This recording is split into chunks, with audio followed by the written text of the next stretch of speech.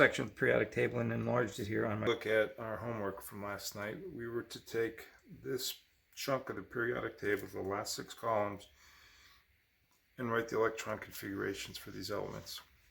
I've taken this section of the periodic table and enlarged it here on my whiteboard. If you take out your homework, let's take a quick look at just the last entry in the configuration of every one of these elements. For boron, it would have been 2p1, and then carbon 2p2, 2p3, 2p4, 2p5, and then neon would be 2p6. All right, aluminum 3p1, 3p2, 3p3, 3p4, 3p5, and 3p6.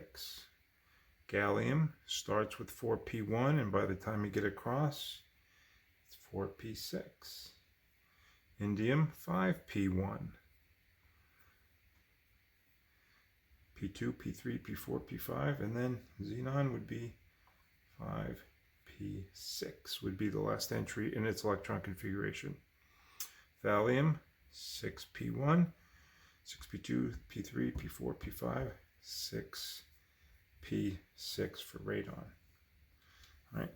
Because each and every one of the elements in this region ends with a p set of p electrons, we often call this region the periodic table the p block.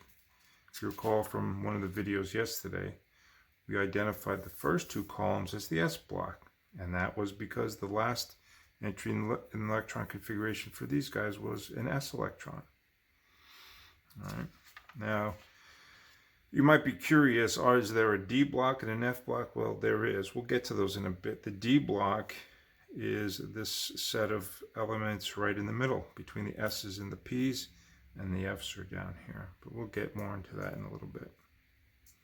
Right. What I do want to do with you guys, though, is introduce you to a quicker method of writing electron configurations. By the time you guys got down to doing the electron configurations for thallium, lead, bismuth, polonium, your hand was probably getting tired just from writing them all out because they're so long. What I have here is just the last entry.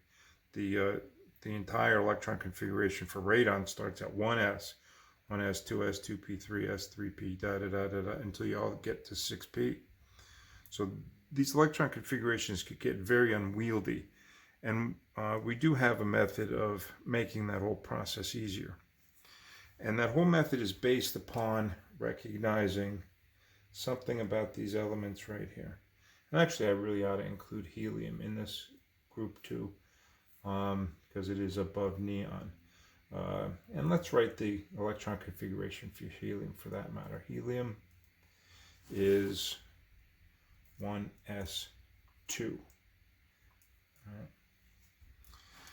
This whole last column of the periodic table contains the elements known as the noble gases. Now, the noble gases are interesting in that their electron configurations contain as their last element a full set of or a packed orbital. For example, when is the 1s orbital packed? When it has 2 electrons? Well, that's helium. When is the 2p orbital packed with 6 electrons? Well, that's when we have neon, and so forth down the line. So these noble gases represent a full electron configuration, at least up to the point, for neon with the 2p orbital and argon with the 3p. For 3p, it's packed when you get to argon. For 5p, it's packed when you get to xenon. With 6p, it's packed full of electrons by the time you get to radon, right? And this fullness or completeness of orbitals by the noble gases, we take advantage of for writing electron configurations. So let me see if I can't show you how this works. Let's take a look at, just do some examples, and I'll try to explain it as we do them. If I wanted to write the electron configuration for lithium, right? Lithium has 3 electrons, so it's going to be 1s2, 2s1. All right. Now, we see that here is a completed inner electron orbital in lithium. Now, we're not going to benefit a whole lot by using this, what is called noble gas notation for doing electron configuration for lithium, but you'll see in a bit how it's helpful.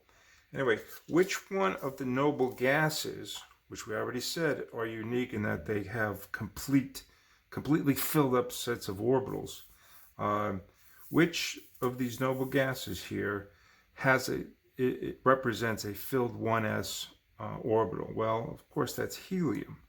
So we often will write the electron configuration for an element peeling off the inner complete orbitals and assigning them to a specific noble gas, and we enclose it in square brackets. We say that lithium has an incomplete outer orbital, that's a 2s1, and the inner complete orbital, the 1s2, is the same as that of helium. All right. This notation, this 1s2, 2s1, is called the electron configuration notation, whereas this is known as the noble gas configuration.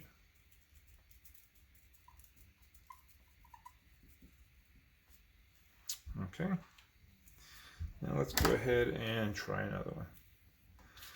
Let's go right down below lithium, go to sodium. Sodium has 11 electrons. That'd be 1s2, 2s2, 2p6, 3s1, right? 2 and 2 is 4, 6 is 10, and 1 is 11. So that's sodium, right?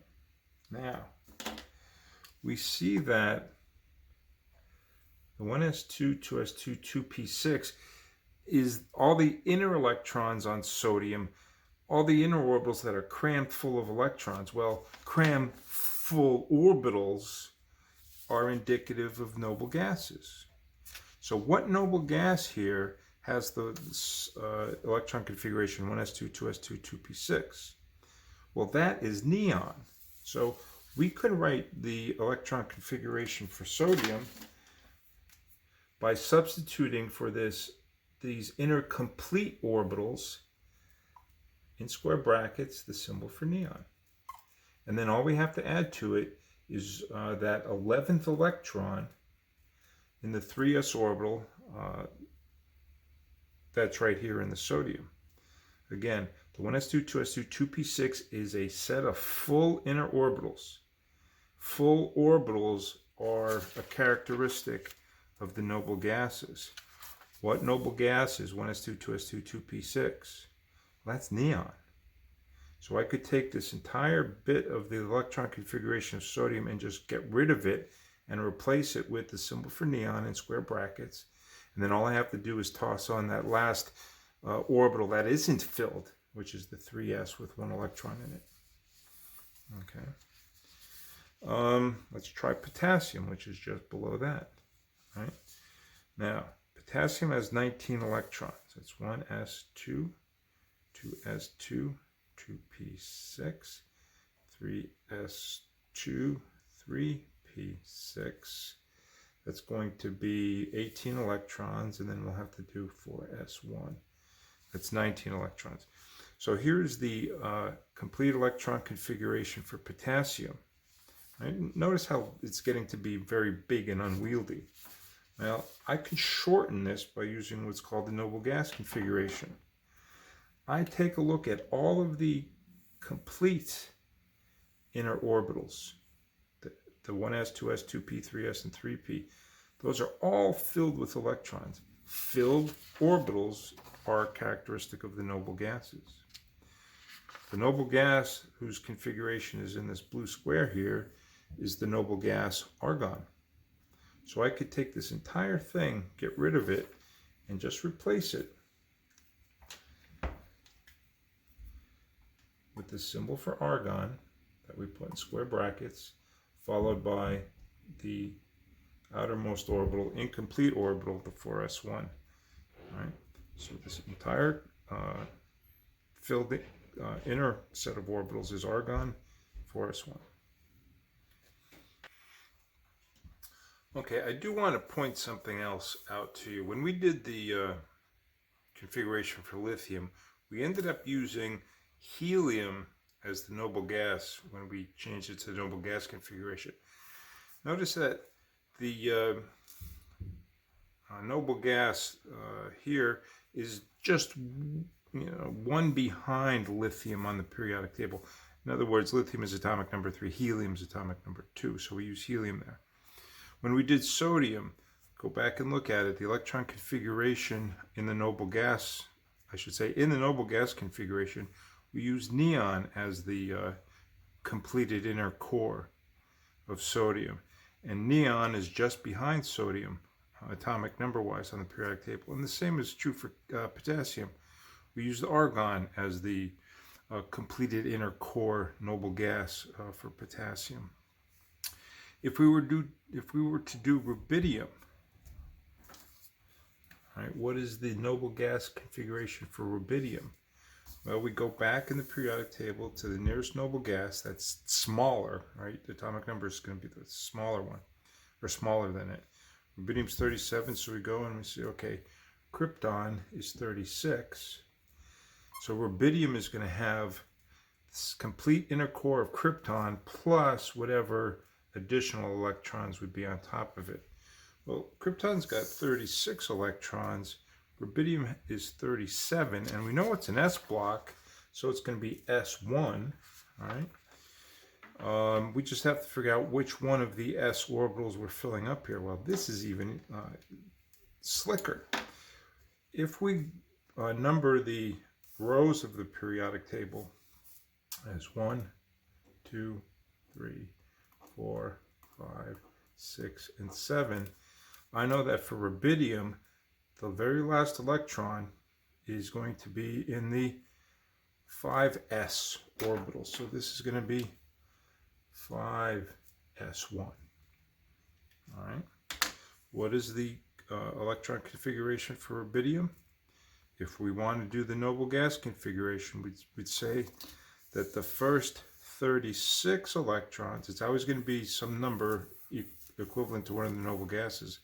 The first 36 electrons are going to have the same configuration as the noble gas krypton, and the 37th electron, that which makes it rubidium, is going to be in the 5s orbital, and I only need one there to get a total of 37 electrons. Okay. Now, how about if we weren't doing the first column? All right, let's say we were in one of the p block elements. Let's say, for example, aluminum.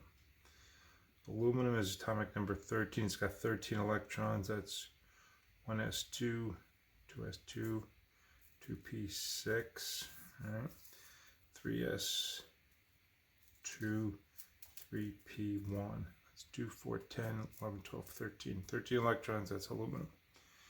All right. Now, the noble gases represent, or when you go back and look at the electron configurations, all have completed p orbitals as their last entry. So we go back in aluminum's electron configuration and stop at the most, or the completed p orbital that's closest to the end. That's going to be right here. So this is representative of a noble gas, and that is going to be the noble gas with 2, 4, 10 electrons. So that's neon. All right. So I'm going to replace this portion of aluminum's configuration with an Ne in square brackets for neon, and then I'm going to add on to it 3s2, 3p1.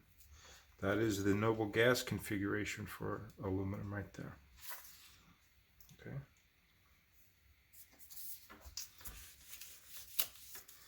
Let's try germanium, 32. 32 electrons. Now I have a feeling we're going to need an Aufbau diagram here.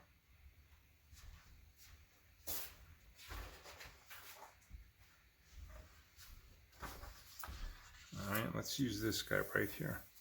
We're going to start with the 1s, 1s2, and we're going to go 2s2, 2p6, 3s2, 3p6, 4s2, and then 3d10. Now, how many electrons does that give us so far? 2, 4, 10, 12, 18, 20, 30. So I need 2 more. And after the 3d is 4p2. Does it make sense that we stop with the 4p2? Well, germanium is right here. It's 2 spaces into the p block, because gallium would have been p1, germanium was p2. So yes, this makes perfect sense. Now, how do I go about determining the noble gas configuration for germanium?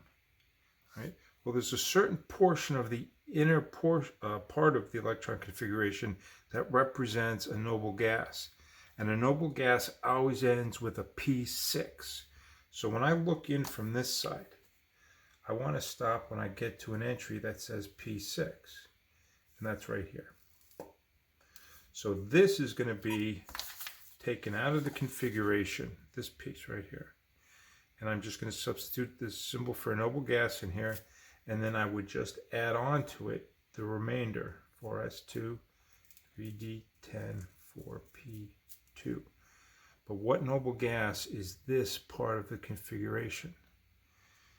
3p6. Well, remember, this works for the p block also. I could go down 1, 2. This will be the 3p. So if I'm ending with 3p6, that means I'm on with argon. So that is just here, argon. The other way I could do it is just by starting at germanium and working my way backward through the periodic table until I get to the next noble gas. So I start at 32, I go back to potassium 19, and then wrap back around 18 is argon. So the noble gas configuration for germanium is that right there. All right. Now, is there a way of doing this without having to write out the entire electron configuration to begin with? Yes, there is. All right. Let's take a look at the periodic table a little more closely. All right, we said for the first 2 columns we're dealing with the S block, and that we start up here with hydrogen as the 1s. So if we number these, what are called periods, the horizontal rows in the periodic table are called periods.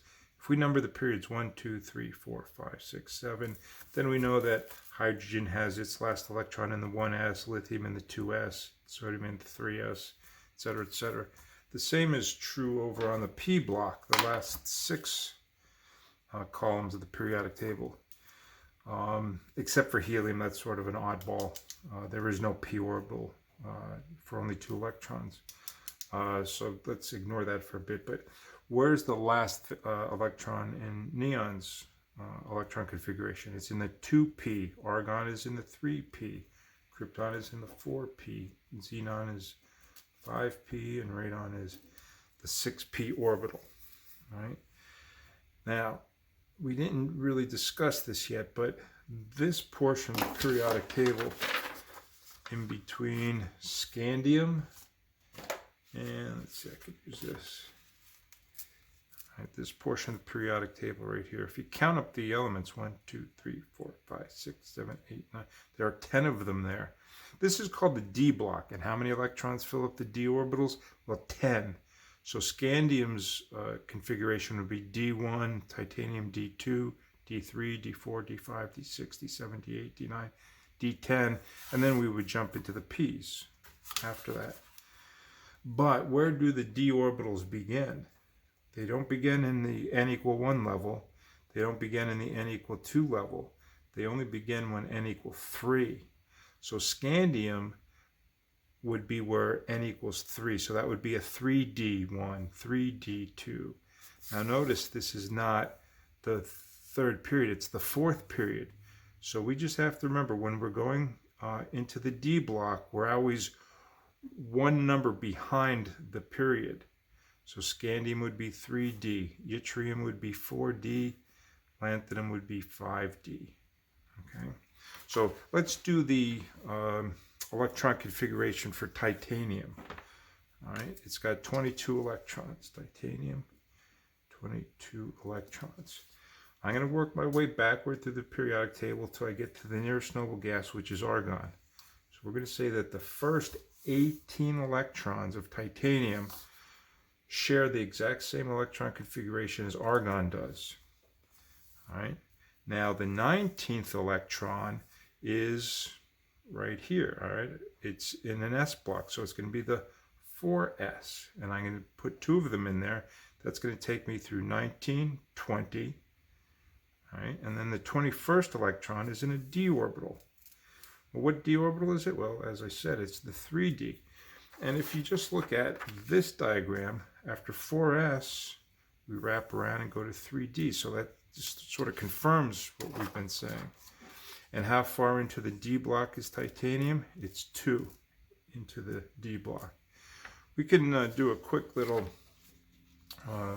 check on this. Argon is how many electrons? It's 18 plus 2 here and 2 here, so that's another 4. That's 22 electrons, which is what we said titanium has. So titanium has a noble gas configuration of argon, 4s2, 3d2. All right. And let's just do one more, and then I'll let you work on your homework. Let's go with I don't know, let's go with tin.